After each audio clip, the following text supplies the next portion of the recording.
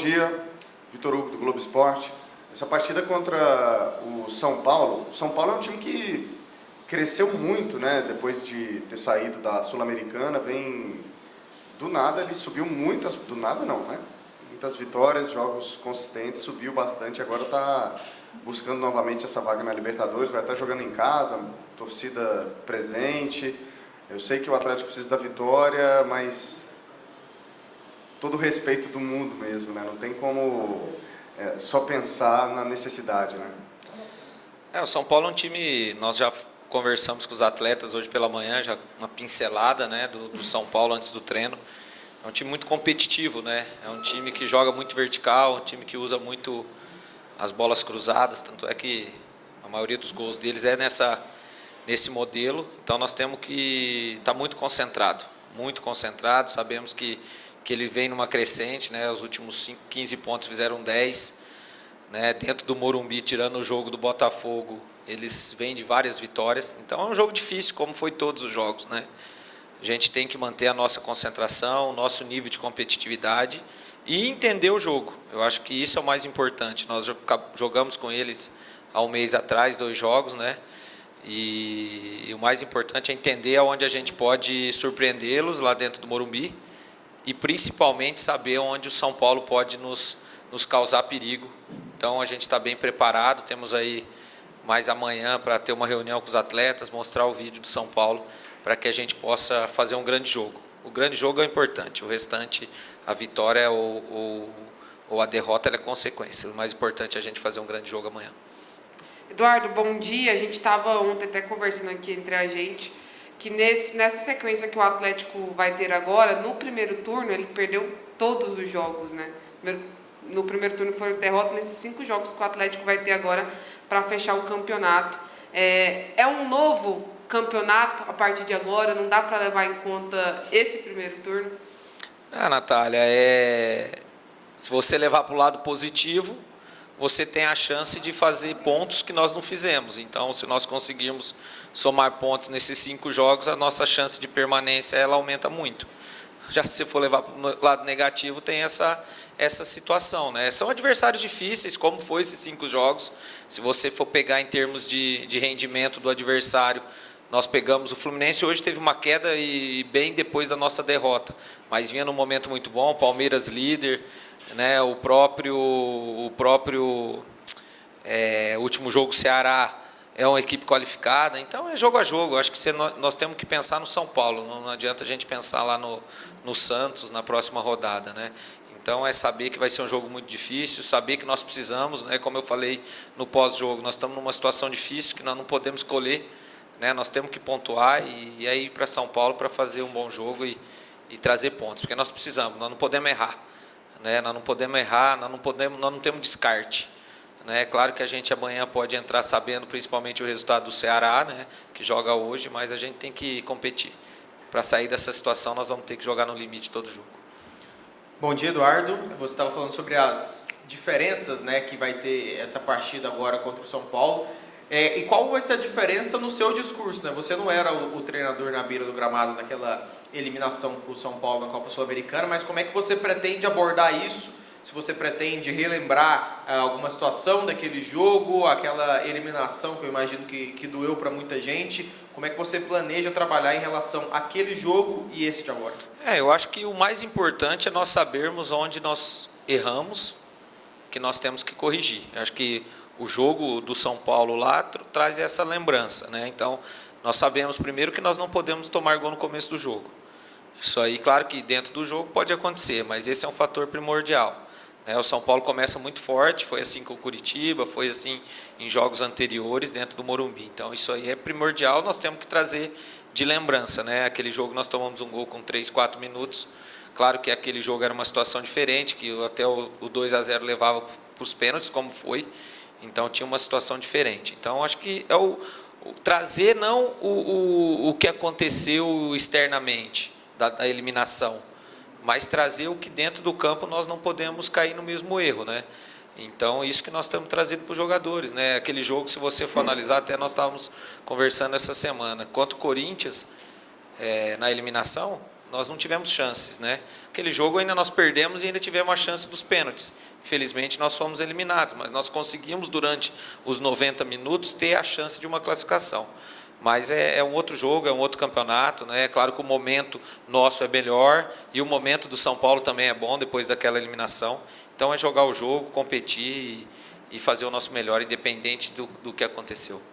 Eduardo, você provavelmente não vai ter, não sei se vai ter o Dudu, né? Que vai viajar, não tem o Arthur Henrique.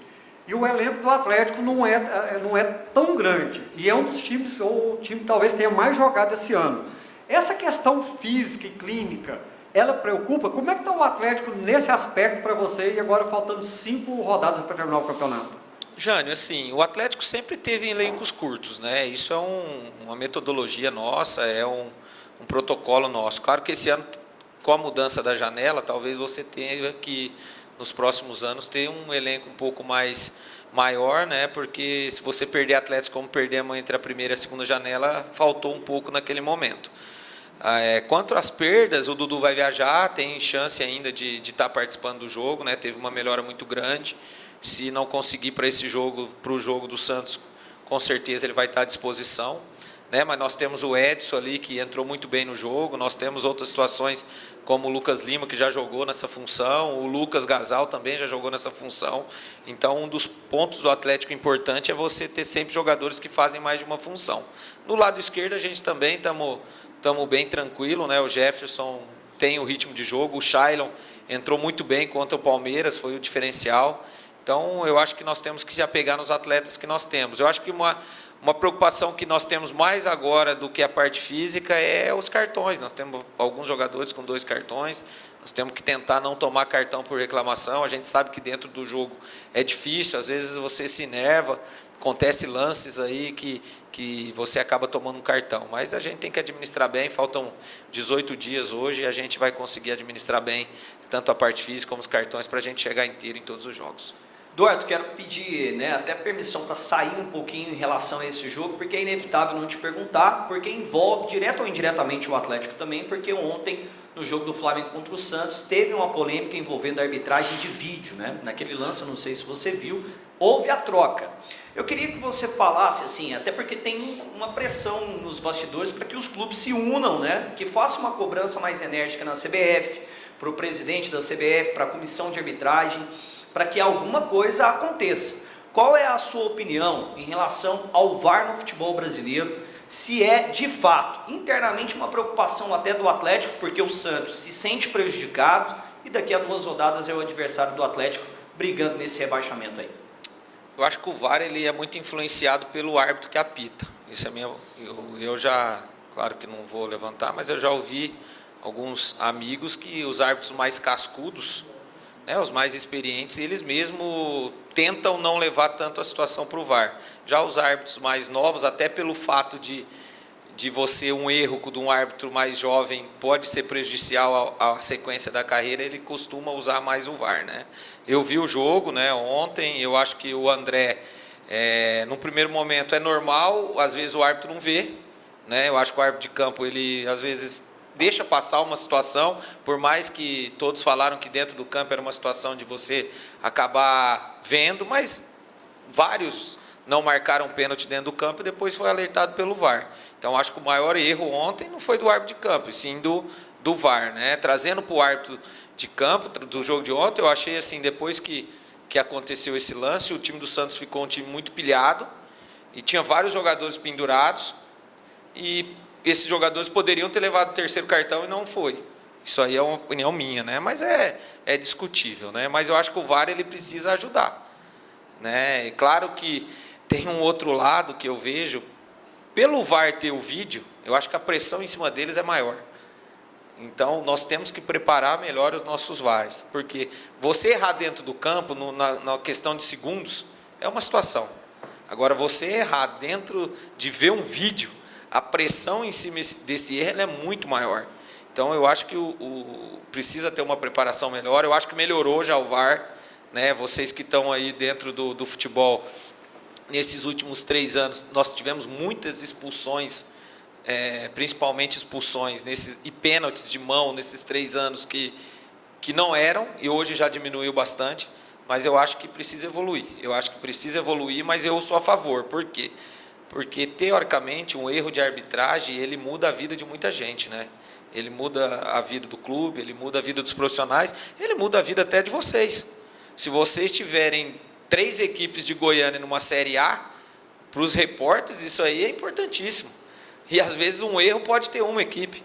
Então, o futebol ele envolve muito dinheiro, muito mídia, então eu acho que precisa ter essa evolução, mas eu acredito que está melhorando, né?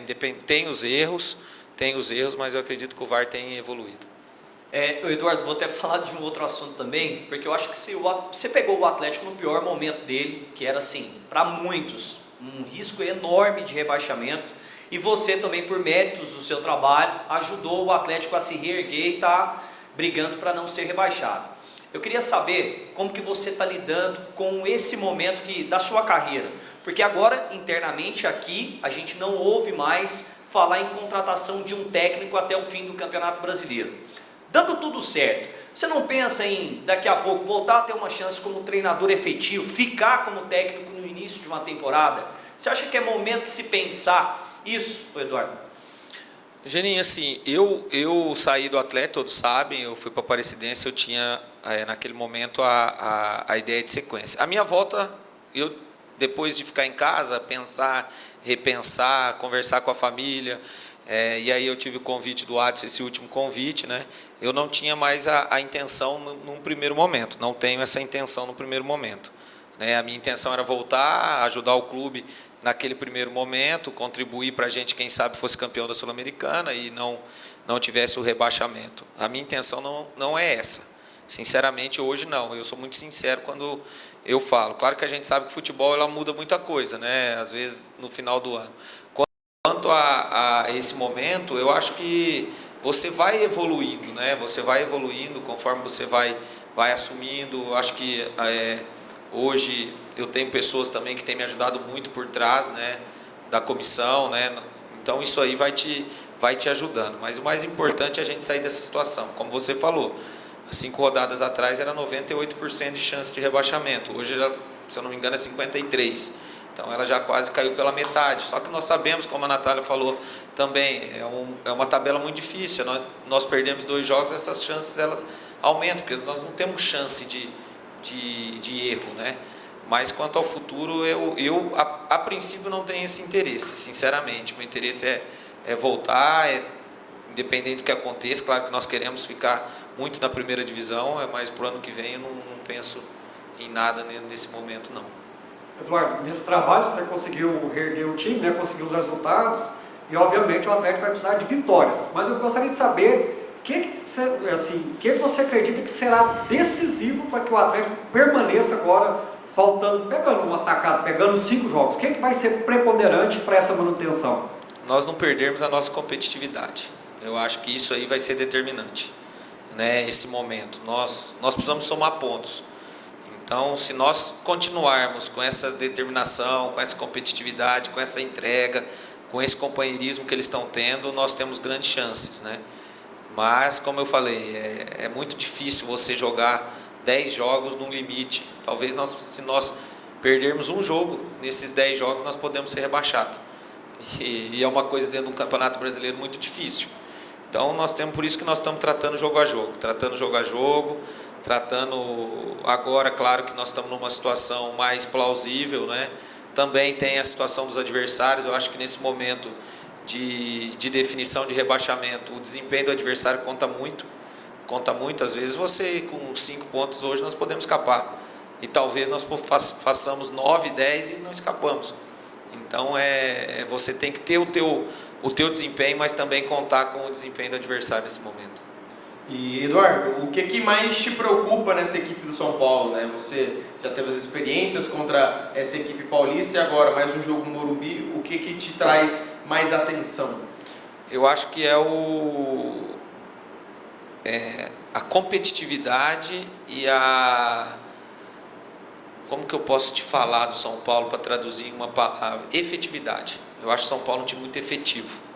É um time que tem as suas características de bola no Caleri, de ataque ao espaço com o Patrick e principalmente os cruzamentos. É um time que não é um time que quer ficar com a bola o tempo inteiro para falar de posse de bola. É um time muito efetivo. Então a bola vai chegar do lado, o Reinaldo vai fazer o cruzamento, eles vão estar pesando na área com 4, 5 homens, vão fazer essa bola longa, vão brigar pela segunda bola, vão ser vertical para o gol.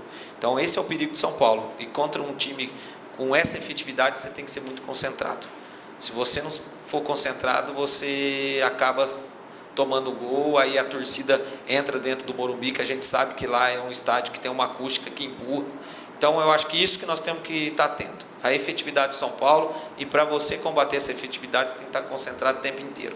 Você tem que saber o que você vai fazer o tempo inteiro. A hora que a bola estiver nos vários setores do campo, você tem que saber o que vai fazer. É um jogo muito próximo que foi o Palmeiras, no meu ver. O Palmeiras é um time muito efetivo, é um time competitivo. O Palmeiras, a bola estava com o Gustavo Gomes, você tinha que saber o que você ia fazer, porque você não poderia ser surpreendido. Então, a gente está batendo muito nisso, concentração para combater essa efetividade de São Paulo. Visto isso, os dois times precisam da vitória, por motivos diferentes. Qual deve ser a postura do Atlético nesse jogo no Morumbi? Jogar o jogo como foi todos os jogos. A hora que tiver que marcar, marcar forte, só que também jogar. Nós temos um time aí de muita qualidade do meio para frente, né? Nós temos velocidade com o Ayrton, temos qualidade com o Rato, temos o Luiz Fernando, que tem esse meio termo, é um cara rápido, mas também tem essa qualidade técnica, né? Temos a bola longa do Churinho. Acho que todo mundo se conhece, né, Natália? E é humildade. Humildade a hora que tiver que defender, que nós vamos ter que defender muito, e qualidade a hora que tiver que jogar. Porque nós sabemos, eu volto a repetir, isso aí eu repito muito. Futebol você não ganha de qualquer jeito. Eu repudio quem fala, eu tenho que ganhar de qualquer jeito esse jogo. Não ganha de qualquer jeito. Né? A partir do momento que você acha que ganha de qualquer jeito, você acaba perdendo. Então é ser organizado, ter humildade e até a qualidade a hora que tiver a bola. Valeu. Valeu.